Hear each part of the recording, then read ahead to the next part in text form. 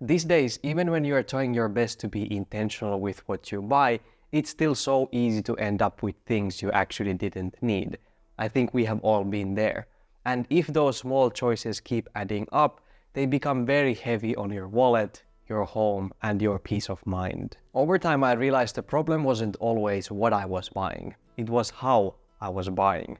That's why I created this specific routine that has helped me save money, make better decisions, and spend in a way that truly supports the minimalist life I want to live. So here are 10 things to do before you buy anything in the order that makes the most sense. And honestly, I think some of them are things most people never even think to consider before buying something. Step 1. Pause first. Unless it is essential, I aim to wait at least 24 to 48 hours before buying something.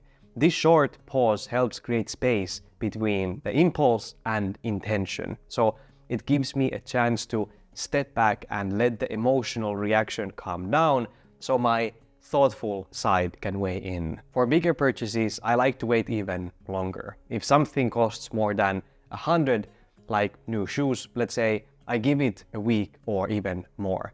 And when I bought one of the most expensive things in my life, so my PC that I used to make these videos, I sat with the decision for over a month. Maybe it was something like 2 months. And I'm glad I did because I made a very, very good decision that way. The step 2 is to define the real need. So while you are waiting, use this time to ask yourself a simple question. What problem am I trying to solve? Because not every desire is a real need, and not every problem is worth solving with money. Sometimes we want something because we are bored, tired, stressed, or looking for a small reward. And other times we are reacting to what we see others doing, and we don't even notice it. So that's why this step matters a lot. It helps you slow down and understand what is really going on. Try to name it clearly. Is this a solution or just a feeling? And if it is a problem, is it even worth solving? So let's say you are thinking about buying a second winter coat. Your first one works fine, it is good, but you feel like changing things up. That is not about warmth. That is not solving that problem anymore. It's about variety, novelty, or maybe even pressure to look a certain way. And there's not necessarily anything wrong with that, but it's very good to name it honestly. Maybe you are not uncomfortable, maybe you are just overstimulated. Maybe you don't need more, maybe you just need actually less. So this step doesn't tell you what to do, it just brings clarity. Because when you see the truth clearly, better decisions usually follow. Step 3. Review what you already have. Before buying something new, or I guess anything new, take a moment to check what you already own. A lot of money gets wasted and a lot of clutter builds up from buying duplicates or small upgrades or things that weren't actually needed. So ask yourself, is there something I already own that can serve the same function? Can you repurpose something, borrow it, or even do without? In our home, we, for example, reuse old glass jars instead of buying storage containers. They don't maybe match, but they really work, and over time, this habit has, of course, saved us money and time, and it also reminds us of this mindset that good enough is usually just good enough. Not everything needs to be perfect all the time. This step is especially helpful in categories where it's very easy to build excess. So kitchen items, clothes, office supplies, notebooks, bags. It's easy to think that the problem is that I don't have the right one, when what we actually mean is I don't have a new one. So before spending, look through your drawers, cupboards, and shelves. You might already have what you need. Step 4. Confirm alignment. I try to ask myself often, is this purchase aligned with who I want to be, how I want to live, and what I value? Does this fit the kind of life I am trying to build? I reflect each decision through my own values that are very important to me, so calmness, simplicity, purpose, and sustainability. And if the item adds stress, clutter, or noise, it's probably not the right fit. But if it supports my routines, my values, my health, my peace of mind, then it might be worth investing in. For example, when I bought my noise cancelling earphones, I paused and reflected, okay, deep focus and relaxation are really part of the life that I want to build, and this product supports that. So it wasn't maybe the cheapest option, but it felt right because it aligned with what I truly care about. It is not about being super strict or overthinking, of course, everything. It's about slowing down just enough to make sure that your money is going toward the life you actually want. Step 5. Discovering the actual cost. It's very easy to look at the price tag and think you're making a simple decision, but many things cost far more than what you see in the store. I think everything costs actually more. Something might seem affordable, but once you own it, the real cost usually starts to show up. So always ask yourself, what else does this cost me? And go beyond the item itself and think about everything that comes with it. That might include shipping, taxes, batteries, accessories, tools, or even a monthly subscription just to use the product properly. Especially new technology has this type of pricing system. And then look at the cost of using it. Does it need gas, electricity, regular supplies, or some future upgrades? What will it take to maintain, clean, store, or eventually get rid of it? So think in terms of time as well. Some things require hours of research or setup before they are actually useful. A $30 item that takes up hours of your time can actually end up costing more than a $100 item that works effortlessly from day one. A car is a very good example of this. Even if you get a good deal up front of like a very cool car, often that comes up with higher fuel costs, more expensive repairs, and higher insurance. Step 6. Choose the right version. Once you have decided something is worth buying, the next step is to choose a version that fits your life. Something practical, durable, and suited to how you'll actually use it. Ask yourself, would a simpler version do the job just as well? Or, on the other hand, should I spend more for better quality? Because a poor quality item that breaks quickly is not actually a frugal choice, it just means you have to buy twice. So sometimes paying more upfront saves money, time, and frustration later, but that's not always the case, of course. Think in terms of price per use. So this means looking at how much value you think you can actually get from the item over time.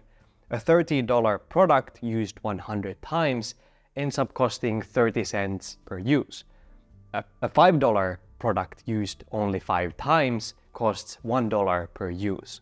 I know it can be hard to know exactly this ratio, but at least thinking about it can give some indication. For example, I always invest in good running shoes. I run often, so I never buy the cheapest pair. I usually go for the higher end model for comfort, durability, and to avoid injuries.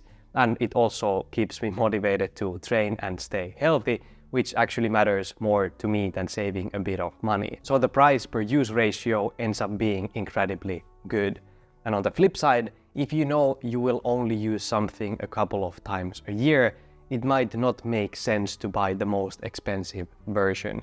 A simpler or second-hand option might do the job just as well. Before buying, I also suggest checking if there's a store offering a discount for one version of the item that you're planning to buy.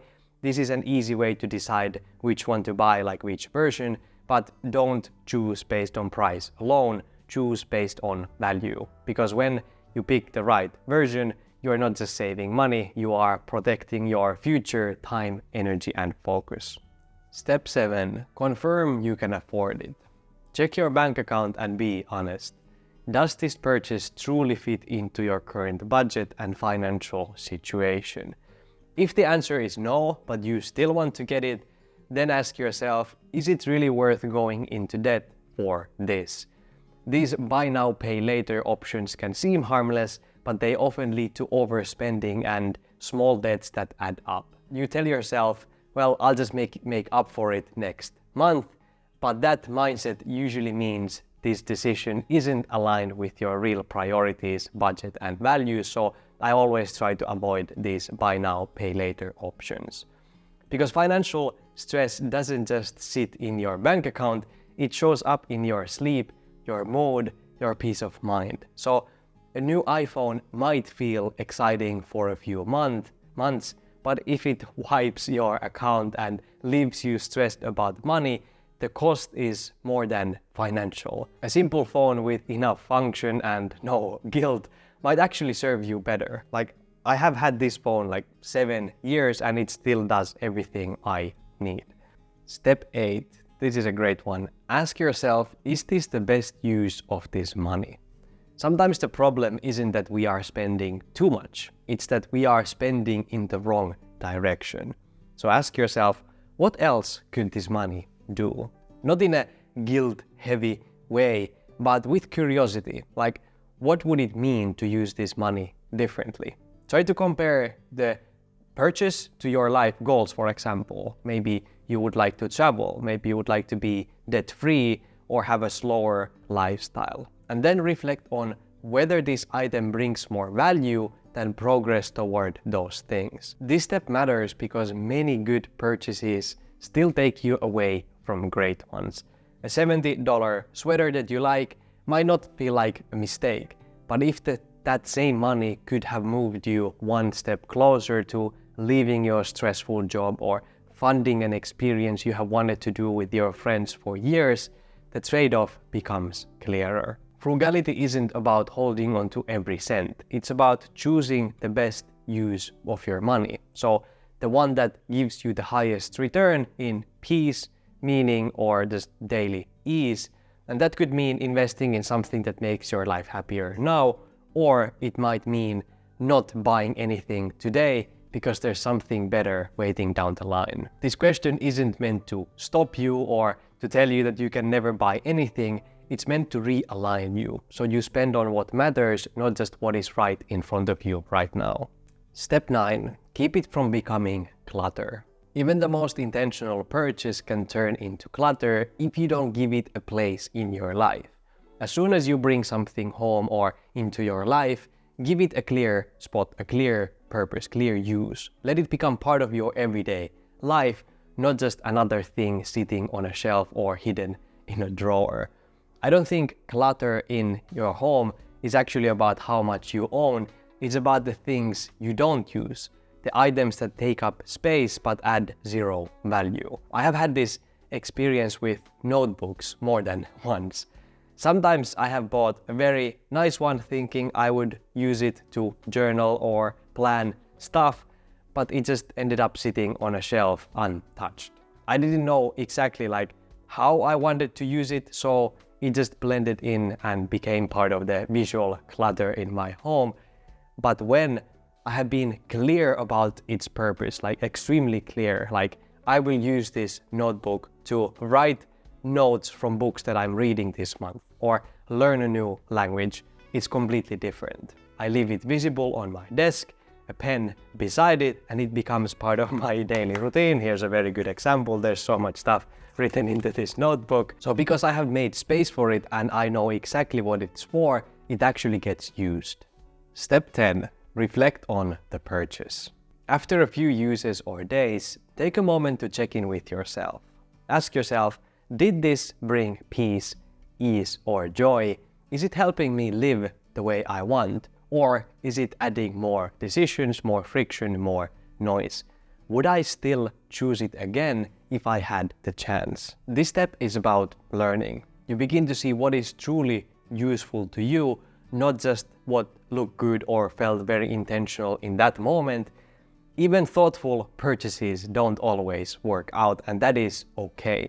What matters is that you notice the pattern, take the lesson with you, and make a better decision next time. If you liked this video or got some useful tips, I suggest to watch this video next. Thank you so much for watching. Remember to stay kind and meaningful in your own beautiful journey. See you in the next one.